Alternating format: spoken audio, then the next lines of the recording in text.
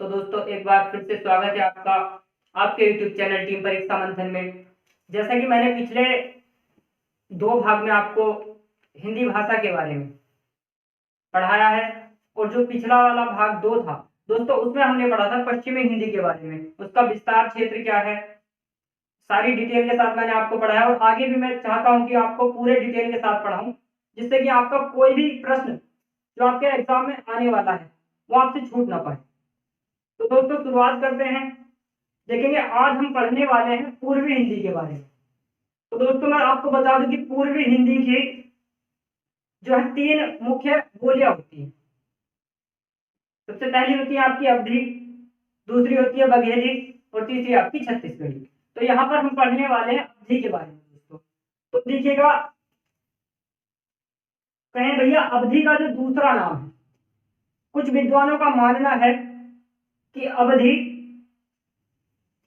कोसली है, बैसवाड़ी है, या कह सकते हैं कि कुछ विद्वान अवधि को कोसली या बैसवाड़ी भी कहते हैं। तो देखेंगे भैया अवधि का दूसरा नाम क्या हो जाएगा, कोसली और बैसवाड़ी। अब बात करें भैया अवधि का जो मुख्य केंद्र है, तो अवधि का मुख्य केंद्र अयोध्या है।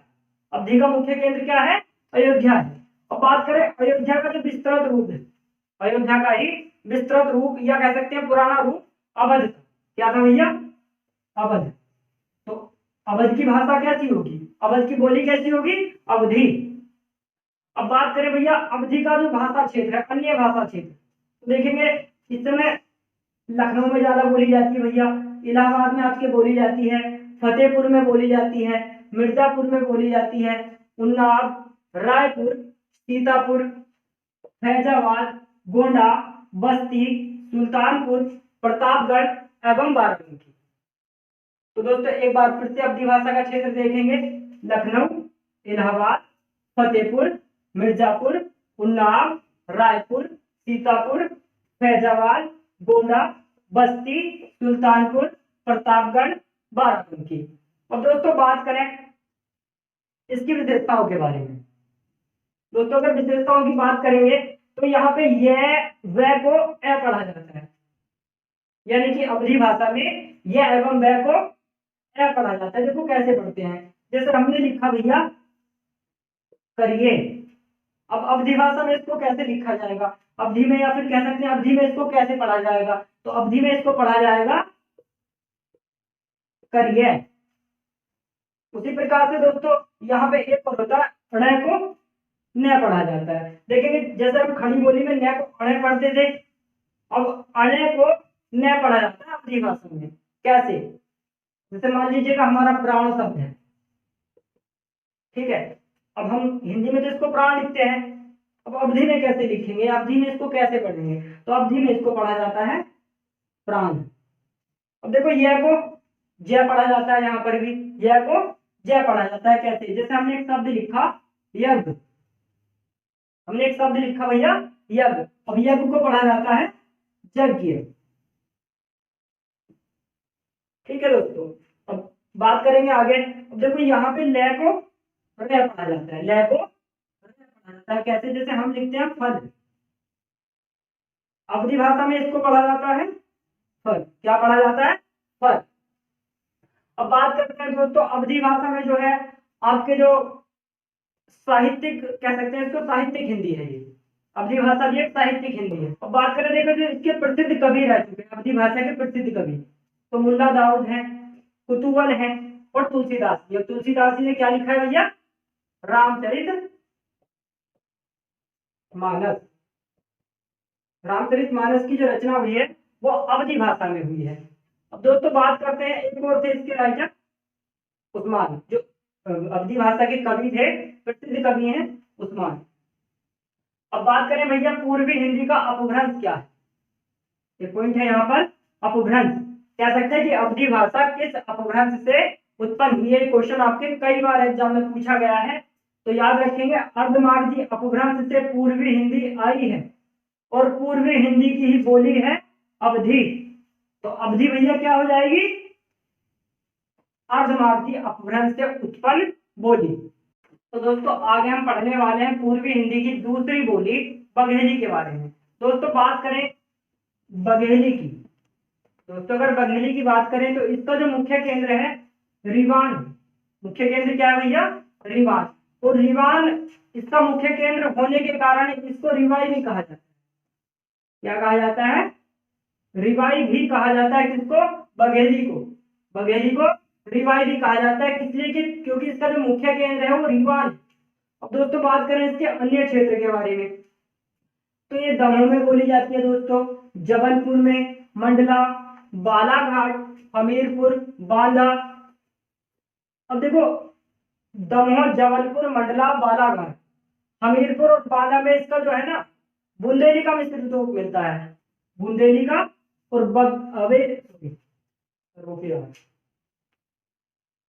अवेली बोला गया, अवेली बघेली। तो बेटा इसका देखेंगे अन्य क्षेत्र, अन्य क्षेत्र की बात करें तो दमोह, जबलपुर, मंडला, बालाघाट, हमीरपुर, बांदा में, दमोह, जबलपुर, मंडला, हमीरपुर, बांदा में देखिएगा इसका इसका जो है मिश्रित रूप मिलता है। किसके साथ मिश्रित रूप मिलता है, देखेंगे जो दमोह, जबलपुर, मंडला, बालाघाट, हमीरपुर और बांदा है, यहाँ पर बघेली एवं बुंदेली का मिश्रित रूप मिलता है। किसका, बघेली एवं बुंदेली का मिश्रित रूप। बात करते हैं भैया इसकी विशेषता की, तो कह सकते हैं जो अवधि का व्यय है, अवधि भाषा का व्यय है, उसका व्यय हो जाता है। कैसे, जैसे हमारा होता है आवा, तो आवा को यहाँ पे बोला जाता है आवा। अब आगे एक और विशेषता है इसकी, ऊ और ओ का तो हो जाता है यहाँ पे या, ई और ए का हो जाता है यहाँ पे वाह। कैसे, जैसे हमने लिखा खैत, अब देखो यहाँ पे खैत का हो जाता है खया, हमने यहाँ पे लिखा तुमरे ए, तो यहाँ पे हो जाता है तुम्हारे वाह। तो दोस्तों ये इसकी विशेषता है। बात करते हैं इसके अपभ्रंश के बारे में, तो देखेंगे अपभ्रंश, अपभ्रंश कौन सा होगा, अर्धमागधी। क्यों होगा, क्योंकि अर्धमागधी अपभ्रंश से उत्पन्न हुई है पूर्वी हिंदी, और पूर्वी हिंदी की एक बोली है बघेली। दोस्तों अब आगे हम पढ़ेंगे छत्तीसगढ़ी के बारे में। तो दोस्तों अब हम आगे पढ़ेंगे पूर्वी हिंदी की अंतिम बोली छत्तीसगढ़ी के बारे में। तो मित्रों बात करें छत्तीसगढ़ी का जो अन्य नाम होता है वह होता है लरिया और खलटाई। क्या होता है दोस्तों, छत्तीसगढ़ी का अन्य नाम लरिया एवं खलटाई। अब दोस्तों बात करें छत्तीसगढ़ी का क्षेत्र, तो छत्तीसगढ़ी का क्षेत्र क्या होगा दोस्तों, सरगुजा, कोरिया, बिलासपुर, रायगढ़, खैरागढ़, रायपुर, दुर्ग, नंदगांव और कांकेर। क्या क्या होंगे दोस्तों, कांकेर, सरगुजा, कोरिया, बिलासपुर, रायगढ़, खैरागढ़, रायपुर, दुर्ग एवं नंदगांव। दोस्तों अगर विशेषताओं की अगर बात करते हैं इसमें, तो देखेंगे ए ओ, ए और ओ का क्रम से क्या हो जाता है, आई और औ हो जाता है, यानी कि ए का आई और ओ का औ। होता कैसे है, तो दोस्तों देखेंगे होता कैसे है। जैसे हम लिखते हैं बैल, तो बैल का हो जाता है बैल। और दोस्तों दूसरा शब्द देखेंगे, जैसे हमने लिखा है जोन, तो यहाँ पे देखेंगे ओ है, तो क्या हो जाएगा जौन। उसी प्रकार से दोस्तों सह की जगह पे छह हो जाता है, सह की जगह पर छह हो जाता है। कैसे, जैसे हम लिखते हैं सीता, तो सीता का हो जाता है छीता। उसी प्रकार से दोस्तों अगर मध्य में अड़े आता है, किसी शब्द के मध्य में अगर अड़े आता है तो वह र में परिवर्तित हो जाता है, या उसको कह सकते हैं अगर किसी शब्द के मध्य में अड़े आता है तो या तो उसका लोप कर देते हैं या फिर उसको ई में परिवर्तित कर देते हैं। कैसे, जैसे हमने शब्द लिखा है लड़का, अब बात करें छत्तीसगढ़ी में इसको बोला जाता है लइका।